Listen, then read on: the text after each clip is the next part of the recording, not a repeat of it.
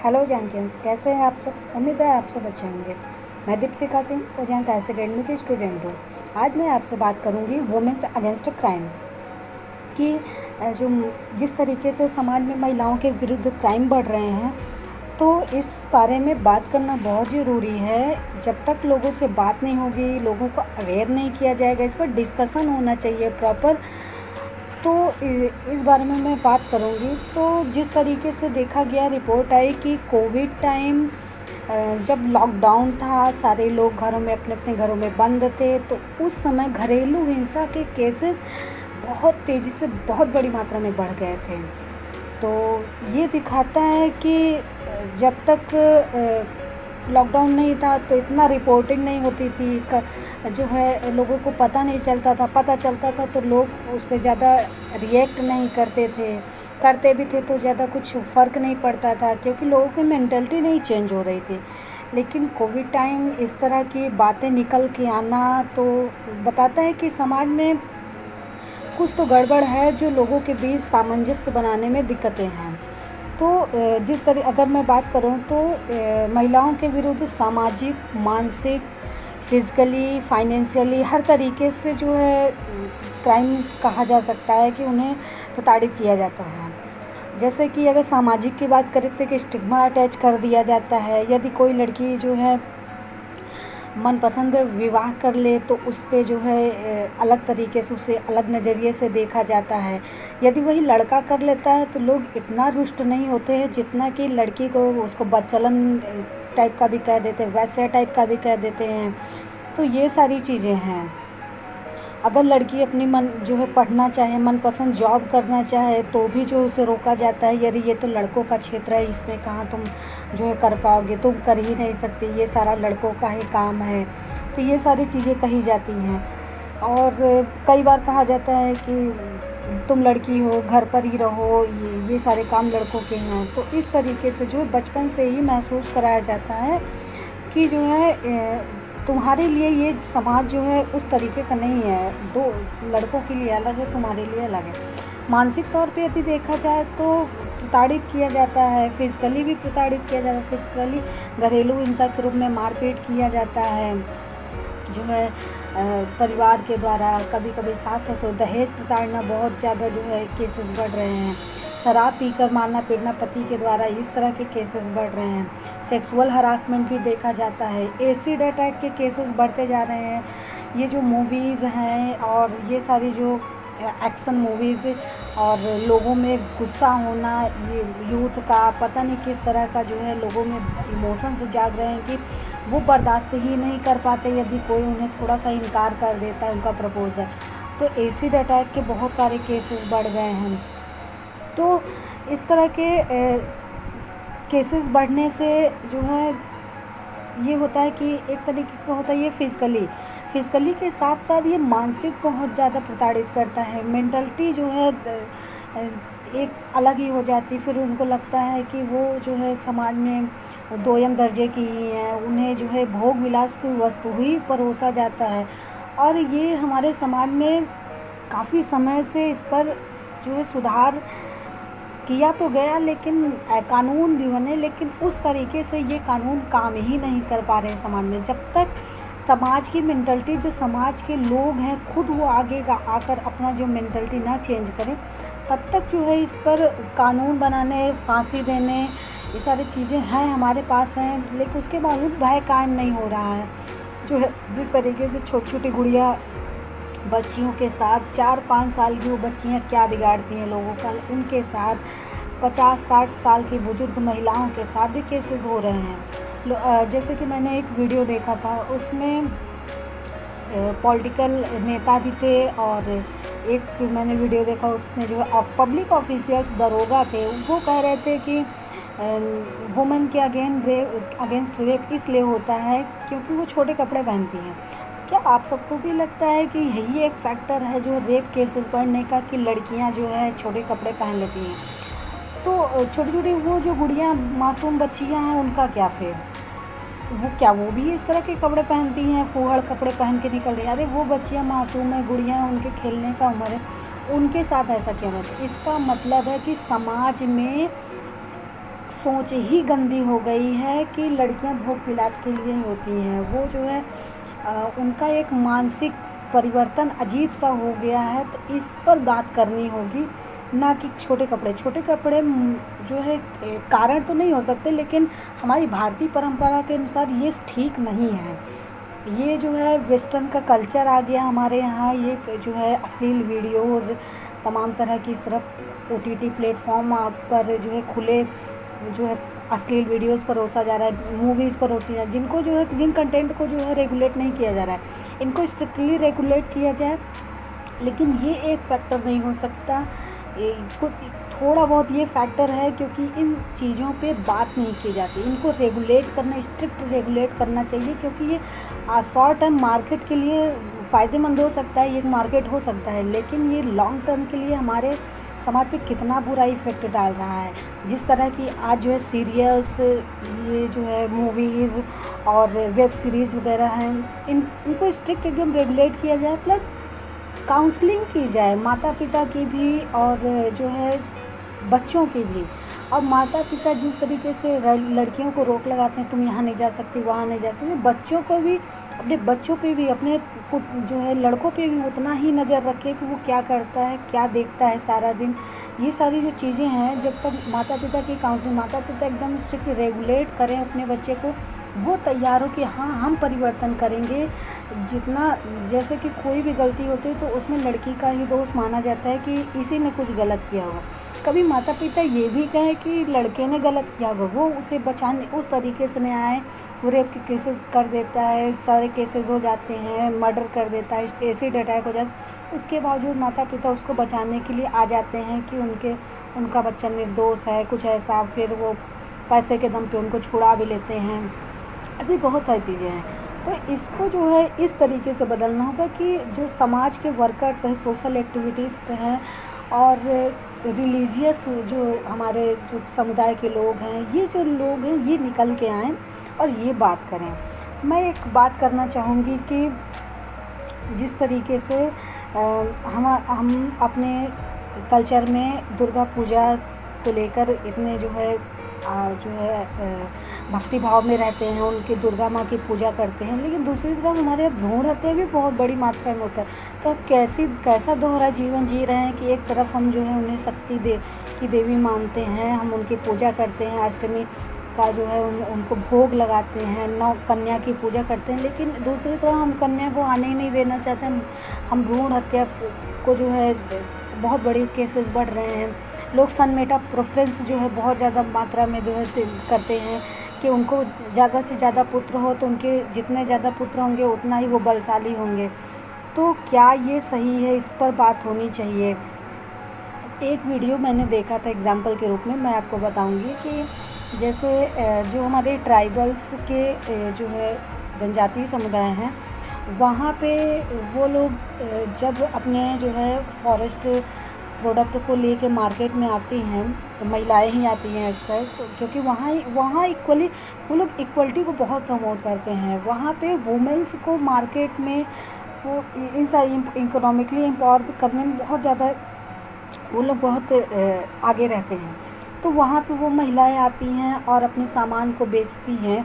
तो जो हमारे समाज के जो सो कॉल्ड जो है सभ्य लोग जिनको कहा जाता है, वो लोग जब जाते हैं तो एक अलग सी नज़र से देखते हैं, तो वो महिलाएं डरती हैं। वही महिलाएं जब अपने समुदाय के बीच रहती हैं, तो हम लोग सब जानते हैं कि जनजातीय समुदाय के लोग कितना कपड़ा पहनते हैं, लेकिन उन्हें डर नहीं लगता। वहाँ रेप के केसेज आज तक नहीं जो है कभी फाइल हुए।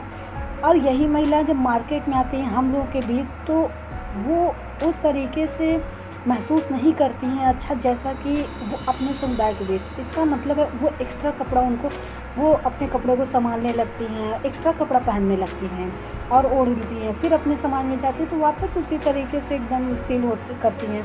तो ये बताते हैं कि गंदगी हमारे समाज में है, ना कि कपड़ों में है। तो ये सारी जो चीज़ें हैं, हमने बहुत सारे जो है पॉस्को एक्ट भी बना दिया है, हीनियस क्राइम्स के लिए फांसी की सज़ा भी कर दी है, फास्ट ट्रैक कोर्ट भी बनाया है। लेकिन ये सारी जो चीज़ें हैं करने के बावजूद जिस तरीके से केसेस लगातार बढ़ते जा रहे हैं, WHO की यदि रिपोर्ट देखें तो दुनिया भर में हर 3 में से एक महिला को अपने जीवन में किसी न किसी प्रकार के हिंसा को देखना ही पड़ता है। और यदि दहेज प्रथा की बात करें तो बचपन से ही जब बच्ची का जन्म होता है पहली बार, इसीलिए तो पिता जो बोझ समझता है।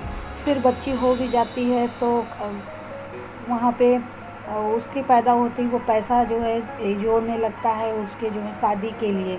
तो ये मतलब बात हो गई है कि हमारे समाज में ये बात नहीं है कि बच्ची को पढ़ाने के लिए पैसा जोड़ा जाए।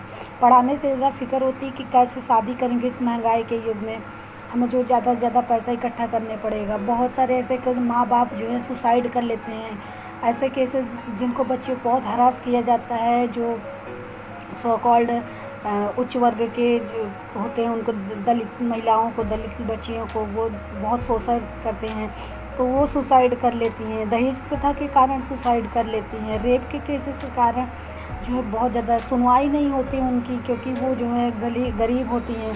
तो ये जो बातें हैं, ये सारे जो मिल के फैक्टर्स हैं, ये हमारे क्राइम को दिखाते हैं कि महिलाओं के विरुद्ध को एकदम दोयम दर्जे समाज में ऑलरेडी जो है पहली बार तो उन्हें निचले स्तर पे रखा गया। उसके बाद जो हमारी जो गरीब महिलाएं हैं, निम्न वर्ग की महिलाएं हैं, उनको और भी नीचे स्तर पे रखा गया। हम बात करते हैं यहाँ जेंडर इक्वलिटी के बारे में, हम इन्हें इक्वलिटी प्रदान करेंगे, सस्टेनेबल डेवलपमेंट की बात करते हैं, इंक्लूसिव ग्रोथ की बात करते हैं। ये सारी चीज़ें तो तब होंगी ना जब हमारी मेंटालिटी चेंज होगी। ये इतने ज़्यादा क्राइम्स यदि रहेंगे समाज में तो हम किस प्रकार से जेंडर इक्वलिटी की बात कर पाएंगे। जेंडर डिस्पैरिटी बहुत बड़ी मात्रा में जो है हमारे समाज में बढ़ती ही जा रही है। तो ये जो सारी चीज़ें हैं तो इन सब चीज़ों को हमें ठीक करना होगा। यदि हम कारण की बात करें तो जिस तरीके से 1990s के बाद लग्जरी लाइफ का एक कंजप्शन का लेवल पैटर्न चेंज हुआ, वहाँ से माना जाता है कि दहेज प्रथा बहुत बड़ी मात्रा में बढ़ गई, क्योंकि कंजप्शन लेवल लोगों का चेंज हुआ। लोग जो है अपना अधिकार मानने लगे कि ये हमारा सोशल राइट है दहेज लेना। तो ये जो सारी चीज़ें हैं समाज के इनके निचले पायदान पे रखा गया, ये भी एक कारण मान सकते हैं। लेबर फोर्स में इनका पार्टिसिपेशन बहुत कम है महिलाओं का। इनको जो भारत में यदि देखा जाए तो 23% या 22% ही लेबर फोर्स में पार्टिसिपेशन है, और ये लगातार डिक्रीज़ होता जा रहा है। जबकि यदि हमारे बगल में देखें बांग्लादेश में तो ये 33 से 35% है महिलाओं का पार्टिसिपेशन। और देखा जाए तो पॉलिटिकली एम्पावरमेंट नहीं है महिलाओं का, इकोनॉमिकली एम्पावरमेंट नहीं है महिलाओं का। ये जो दो चीज़ें हैं, जब ये चीज़ें होंगी, हमें राजनीतिक रूप से और आर्थिक रूप से जब हम इनकी भागीदारी जो है बढ़ाएंगे, इनको जो एम्पावरमेंट करेंगे, तब जाके ये सारी चीज़ें थोड़ी सी चेंज होंगी, और ये समय लेगा। सन मेटा प्रेफरेंस भी जो है बहुत बड़ा कारण है इन प्रकार के क्राइमों का। तो यदि हम सुझाव की बात करें कि हम क्या कर सकते हैं, तो हमें जो है माता पिता की काउंसलिंग करनी होगी। हमारे अपने एजुकेशन सिस्टम में पेरेंट्स मीटिंग स्कूलों में बुलाई जाती है, सिर्फ किसके लिए, रिपोर्ट देने के लिए, फ़ीस भरने के लिए। लेकिन वहाँ पे शामिल होना चाहिए कि टीचर्स और माता पिता और बच्चों, इन सारे चीज़ों में एक डिस्कशन हो, बातचीत हो, जो है कि इस तरह के जो है बातों को अवेयर किया जाए कि वो अपना, उनका एक माइंडसेट चेंज होना चाहिए। माता पिता का भी माइंडसेट चेंज होना चाहिए, पता चलना चाहिए, और उन्हें अवेयर करना चाहिए कि समाज में किस तरह के जो है क्राइम से किस तरह के जो है डिफरेंस क्रिएट हो रहे हैं। तो माता पिता को ये काउंसलिंग होनी चाहिए। एजुकेशन सिस्टम में हमारे चेंज होने चाहिए। हमारे एजुकेशन सिस्टम में सेक्स एजुकेशन को बहुत पहले शामिल कर लेना चाहिए था।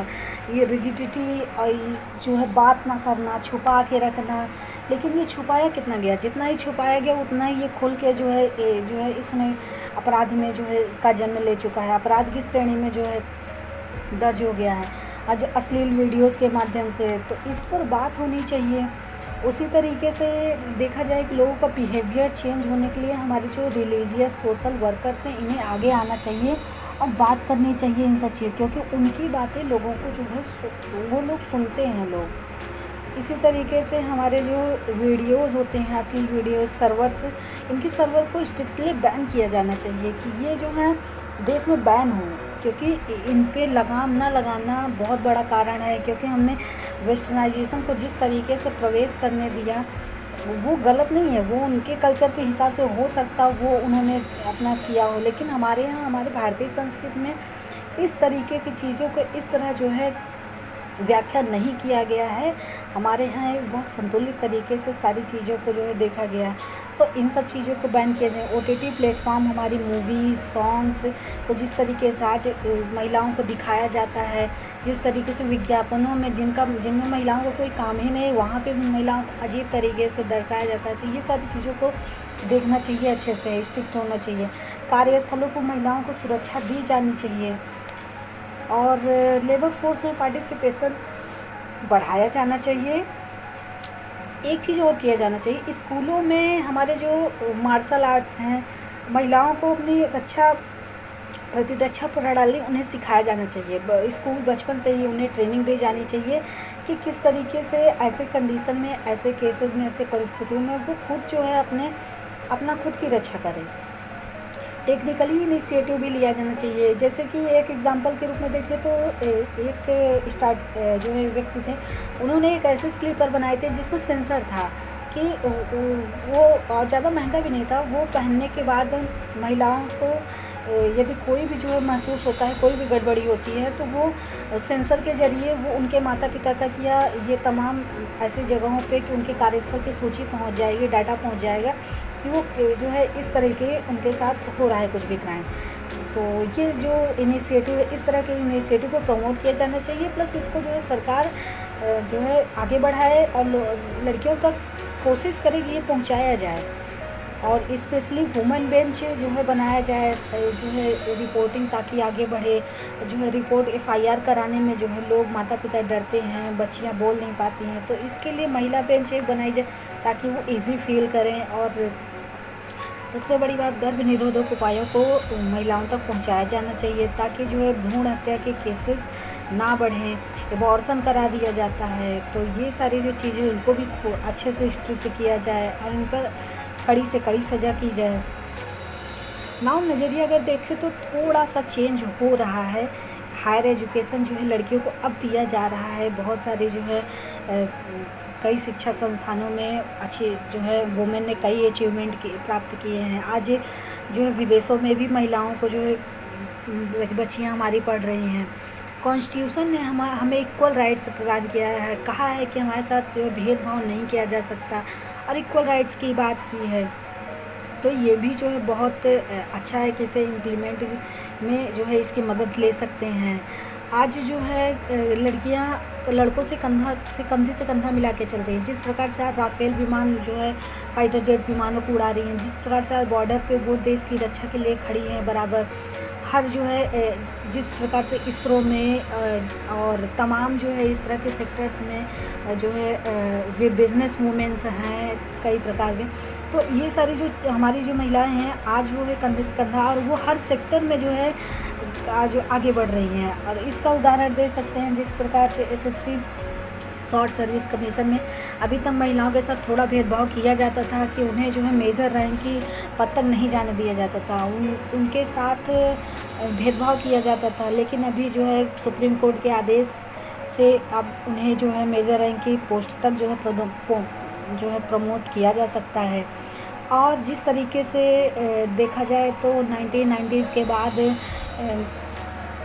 जो है ये हमारे अनाथालय और ये वृद्धाश्रम के केसेस बढ़ते गए, तो ये देखा गया कि जो क्या बोलते हैं इसको, माता पिता को छोड़ के ये एकल फैमिली की जो है चलन चलता जा रहा था। तो ऐसे में बेटियां माँ बाप का सहारा बन के आई हैं।